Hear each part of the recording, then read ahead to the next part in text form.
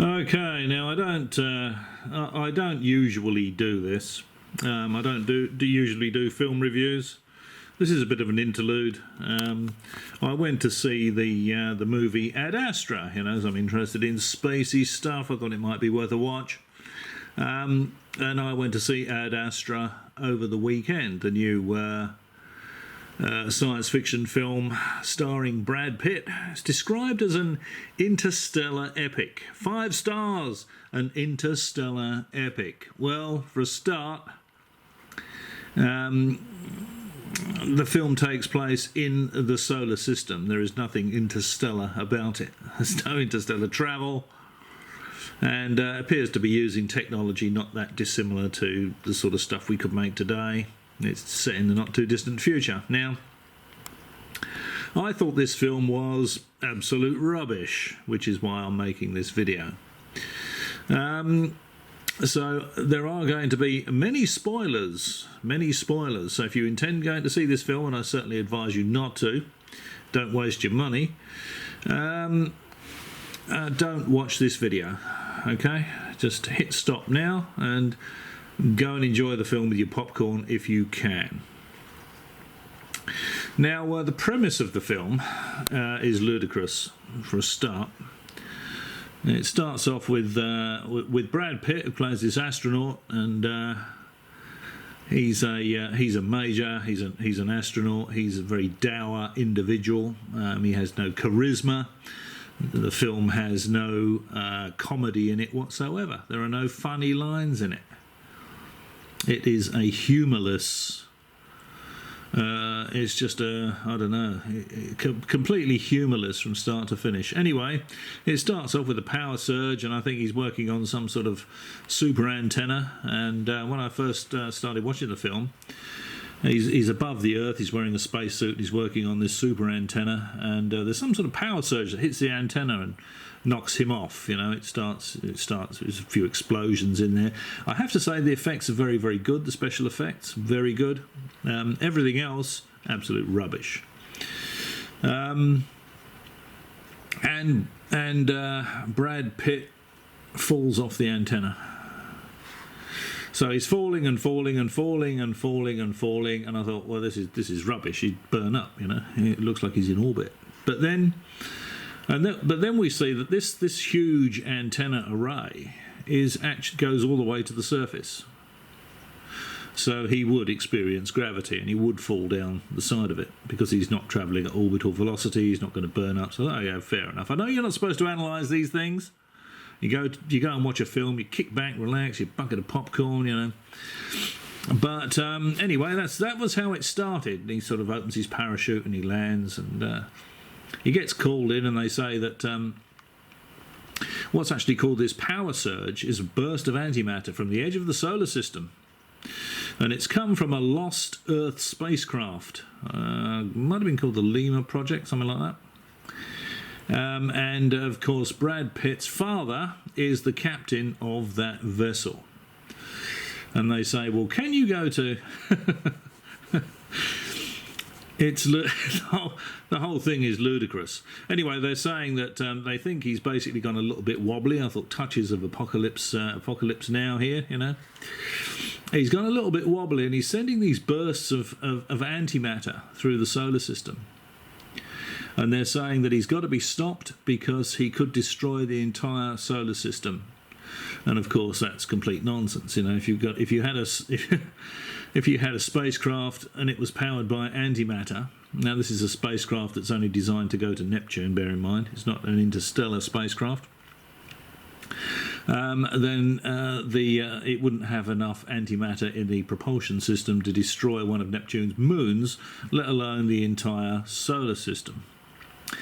So anyway, they say to Brad Pitt, "Will you go to Mars, where there is this super powerful communication station, and just send a message to your dad saying, hey Dad, would you mind not destroying the solar system?"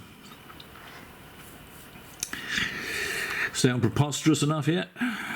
So anyway, Brad Pitt agrees, and he says, yes, okay, I'll go to Mars. Now, Of course, he could record this message and they could transmit it to Mars. In 20, it would probably take, depending on where Mars was in its orbit, etc. You know, it could take 20 minutes maybe for the signal to get to Mars. It could be relayed. You know, someone could receive it and then just retransmit it from Mars. There's no reason whatsoever for him to go to Mars in person to send this message. Now, anyway, he says, yeah, okay, I'll do that. So, first of all, he has to get to the moon in order to get another spacecraft that goes to Mars. Yeah, okay, that's right.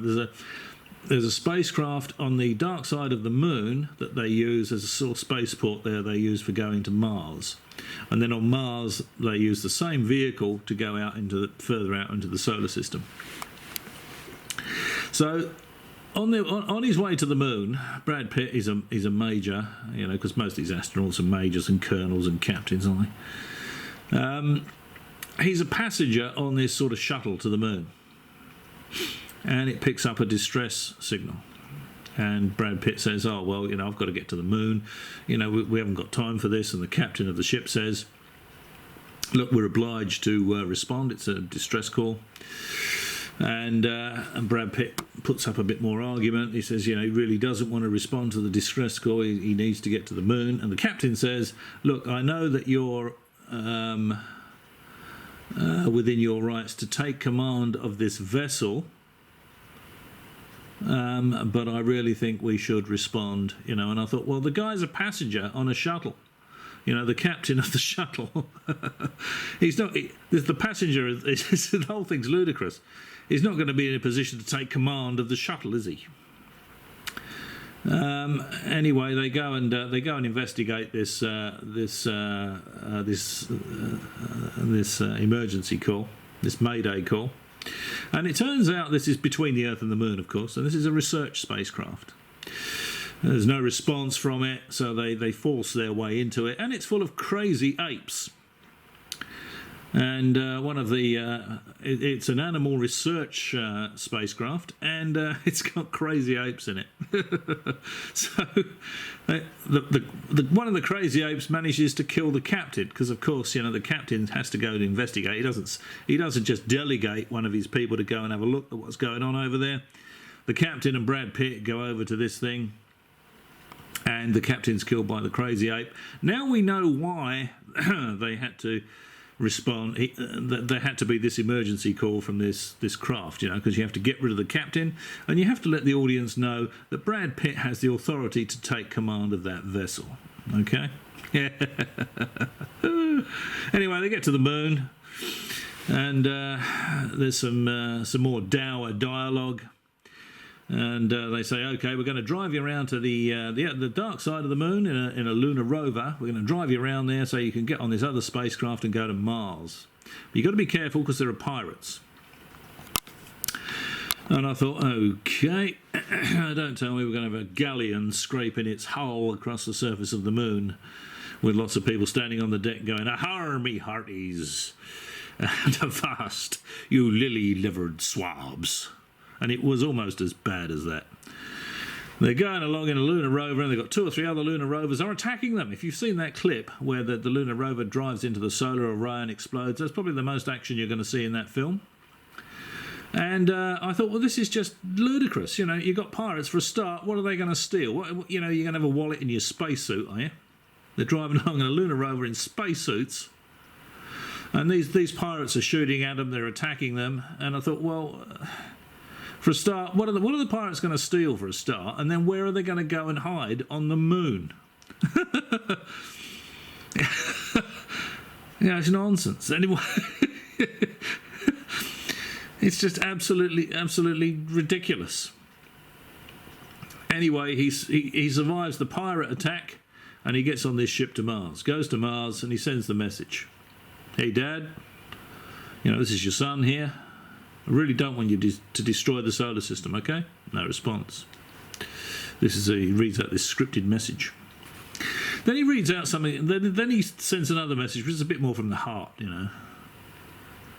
Again, you don't see Brad Pitt smile from start to finish. The whole thing is just Lots of miserable looking people. The whole thing's humourless. It has nothing, well, I was going to say it has nothing going for it, but special effects are very good. The special effects, yes, they are very good.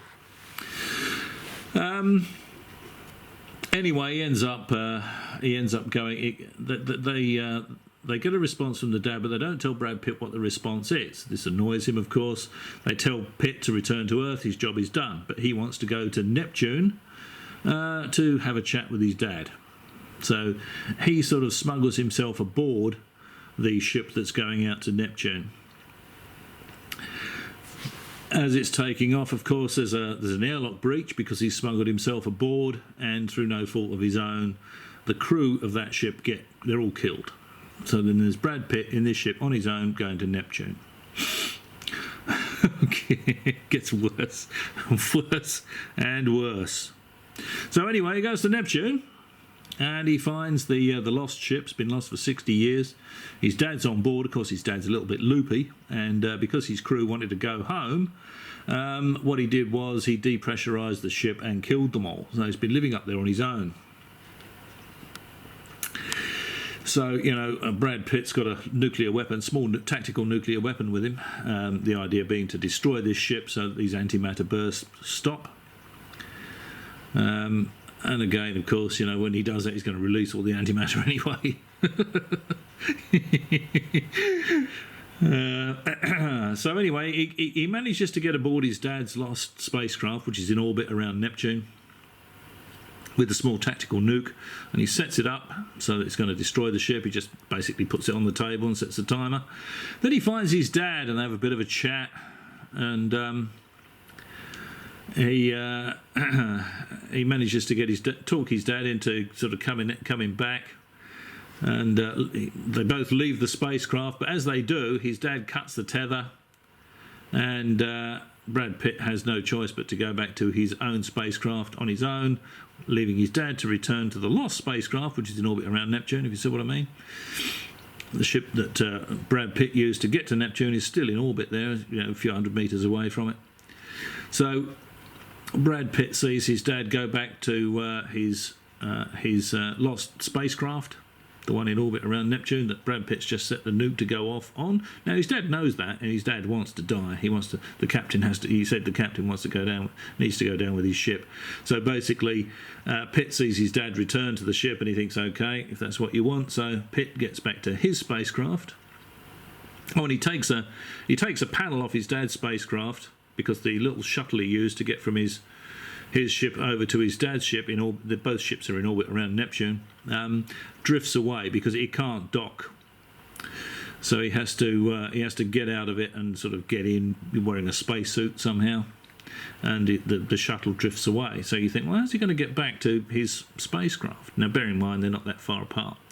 So what he does is he takes some sort of panel about as big as a door off of his dad's spacecraft, and then he launches himself just using leg power off his dad's spacecraft.